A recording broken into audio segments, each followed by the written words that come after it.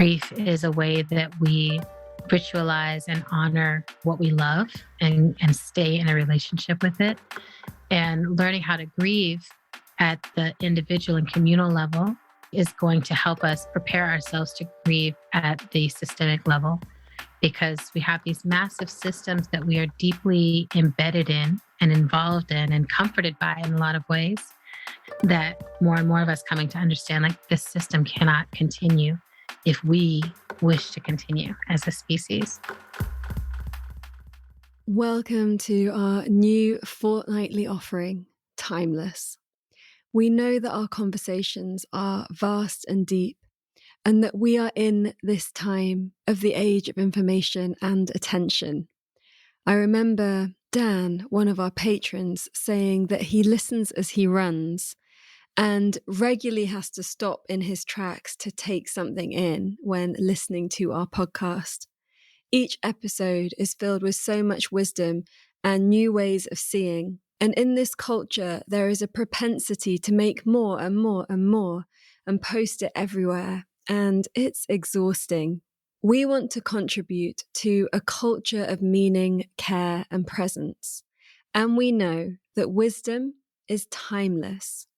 And so in these new episodes, we will be sharing a short piece of timeless wisdom, just like how some of the best quotes get shared again and again over years, and how you can pick up a good book that was written in another time and still receive something that is so connected to the now. It's the same with conversations, with podcasts, with anything that is created with that attention and soul. Next week, we will be back with a new full-length, deep conversation. And so we will alternate each week between Timeless and our usual epics. As always, if you find what we offer here at All That We Are supportive, please dive deeper with us. You can find out on our website how to join our programs, Beautiful Leadership Mentoring, Reclaim Your Intuition, and Presence Collective, and always find out about live events and retreats that we might be holding. This week's Timeless is from our archives, which is now over 200 episodes long, spanning the 7 years that we have been making this. What you will hear now is part of a beautiful and powerful conversation we had in episode 146 with Adrienne Maree Brown on future visioning, layered time and grief, entitled Microcosms of Liberation, Justice and Pleasure. We hope that hearing just this small part will give you space to contemplate, integrate, and embody what you hear. Adrienne Maree Brown is growing a garden of healing ideas informed by 27 years of movement facilitation, somatics, science fiction, scholarship, and doula work. Adrienne has nurtured emergent strategy, pleasure activism, radical imagination, and loving correction as ideas and practices for transformation.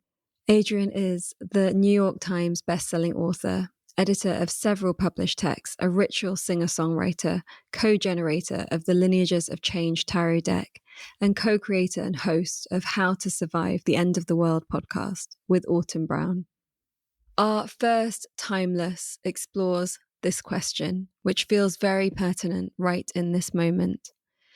How grieving and healing opens up life's pleasures.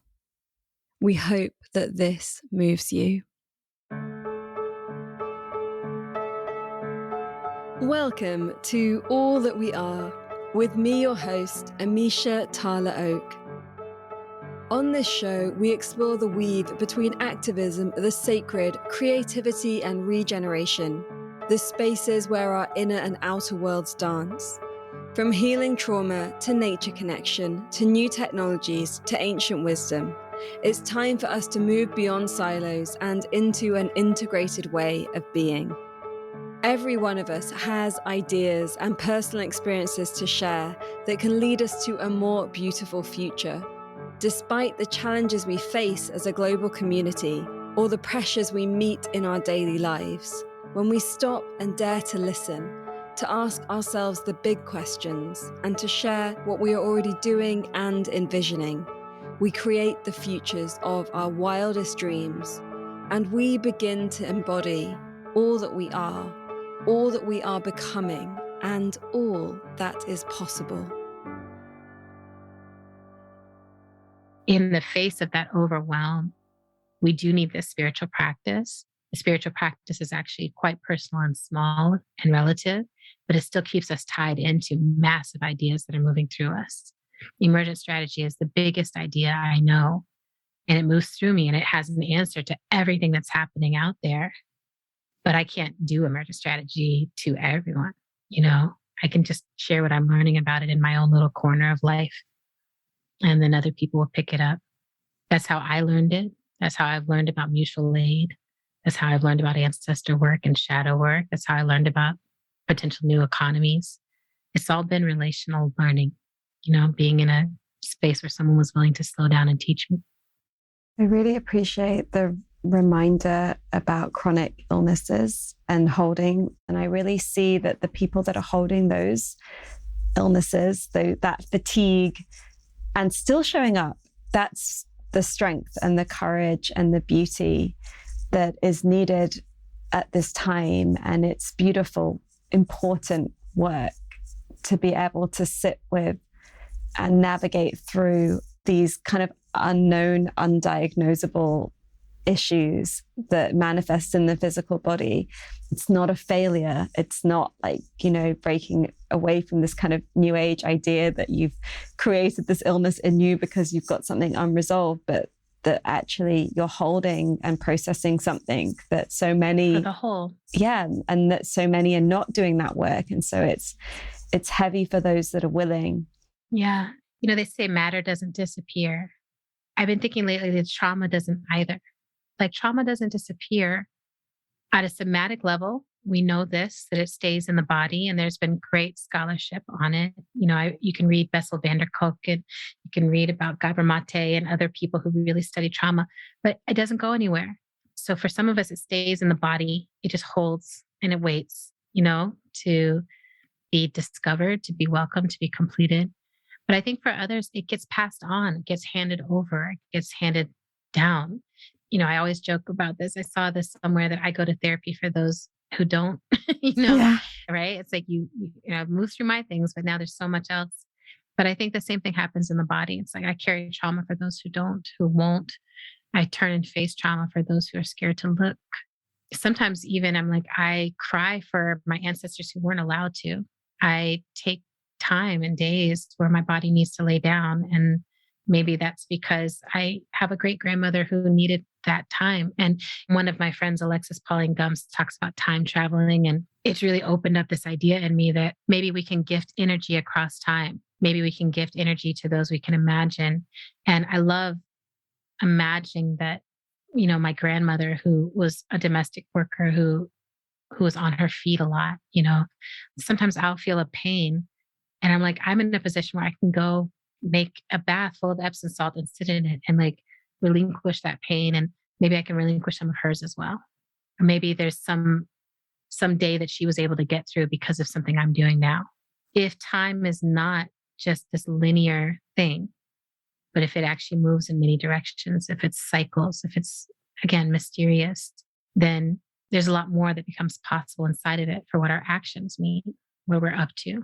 And I like the idea of layered time, that what I'm doing in this plane, in this moment of time, has reverberations beyond my comprehension, and that I can maybe shape those with my intentions. I'm always sending like energy back to Harriet. I'm just like, I don't know how you did it, but I just want to send you. It matters, energy. That what you're doing with these 4 people in the woods right now is going to matter more than you'll ever know to so many generations of people who are still trying to get free. Even that, holding that hope sometimes is the thing. And people do show up. We keep showing up. I believe pleasure, which I define as happiness, satisfaction, and contentment.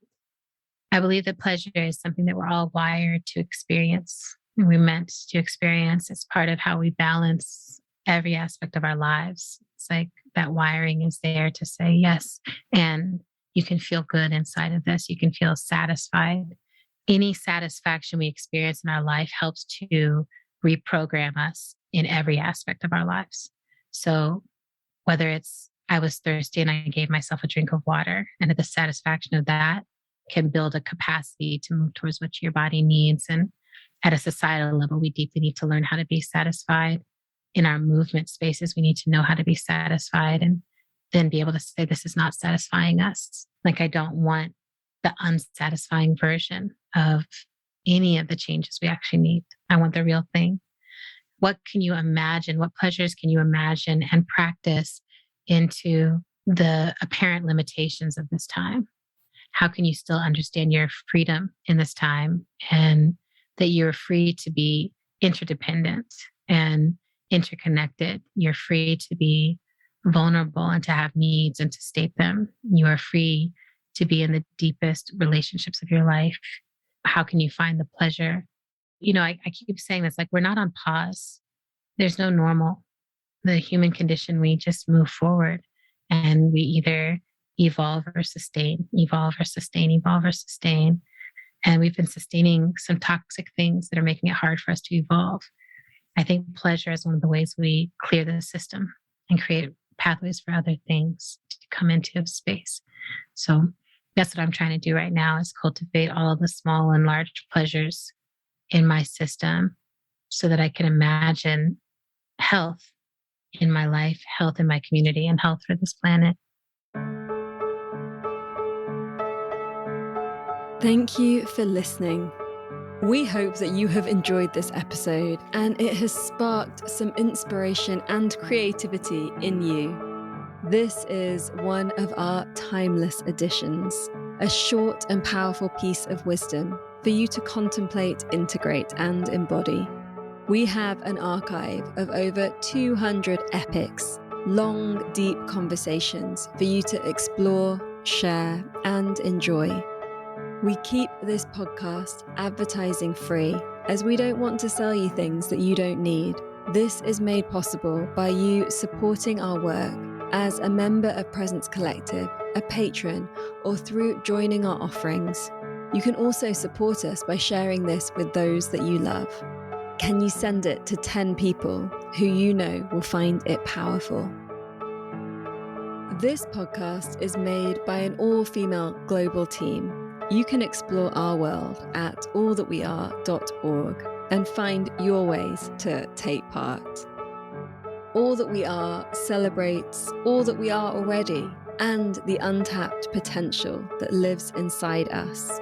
We exist to offer a space of sanctuary in the ever-increasing chaos, a place where you can come and be in good company, a place where you can learn, unlearn, and connect to your own wisdom. And know that in each and every moment, all that we are is here.